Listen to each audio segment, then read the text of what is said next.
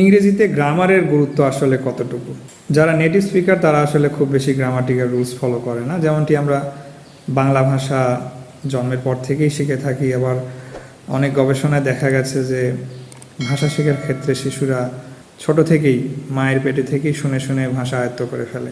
তো সেই ক্ষেত্রে নেটিভ স্পিকার বা নেটিভ ল্যাঙ্গুয়েজের ক্ষেত্রে আমাদের গ্রামারের খুব বেশি প্রয়োজন হয় না।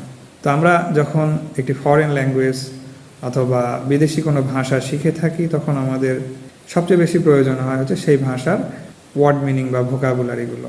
তো আমাদের শুরুতেই সবচেয়ে বেশি ভোকাবুলারির উপর গুরুত্ব দেওয়া উচিত। এই ভোকাবুলারি শিখলে আমরা আপাতত ভাষাগুলো বলতে পারবো, ছোট ছোট সেন্টেন্স বলতে পারবো। সেন্টেন্স বলা শিখলাম, এরপরে আমরা শুনে শুনেও আয়ত্ত করতে পারি।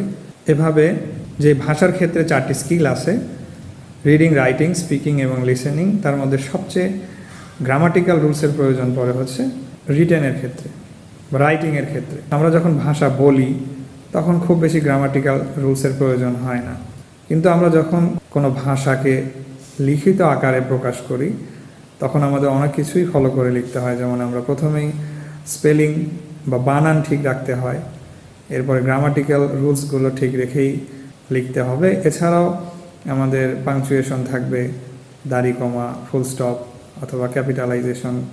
লেখার ক্ষেত্রে আমাদের কেবল গ্রামাটিক্যাল রুলসে বেশি প্রয়োজন পড়ে। তো আমাদের গ্রামারের প্রয়োজন নাই এটাও বলা যাবে না, অবশ্যই ভাষাকে শুদ্ধভাবে উপস্থাপন করতে গেলে গ্রামারের প্রয়োজন আছে।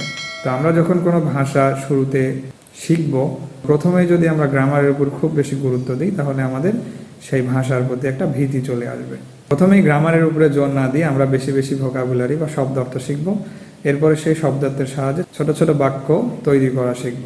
তো এভাবে আমরা একটি ভাষাকে আয়ত্ত করে নিতে পারি। প্রথমেই আমরা গ্রামাটিক্যালের উপর জোর না দিয়ে স্পিকিং এবং লিসেনিংকে জোর দিতে পারি, অর্থাৎ প্রথমে আমরা বলতে পারি, শুনতে পারি। এভাবেই ভাষার উপর একটু আয়ত্ত হয়ে গেলে তখন আমরা রাইটিং পার্টে বা রাইটিংয়ে মনোযোগ দিতে পারি।